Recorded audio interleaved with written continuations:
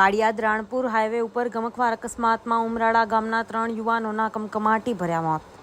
બોટાદ જિલ્લા Paliyad Ranpur highway road પર truck અને ખાનગી લક્ઝરી બસ વચ્ચે ગમખ્વાર અકસ્માત સર્જાયો હતો, જેમાં રાણપુર તાલુકાના ઉમરાળા ગામના 3 યુવાનોના કમકમાટી ભર્યા મોત થતાં ઉમરાળા ગામમાં શોકનું મોજું ફરી વળ્યું છે.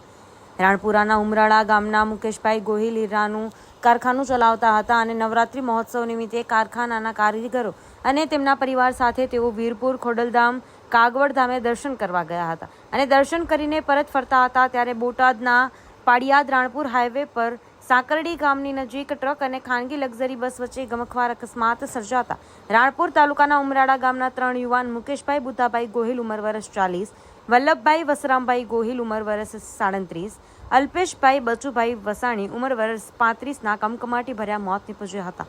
લક્ઝરી બસમાં સવાર 20 થી 25 લોકોને નાની મોટી ઈજાઓ થતા સારવાર માટે હોસ્પિટલ ખસેડવામાં આવ્યા હતા. Story report by Vipul Luhar, Ranpur.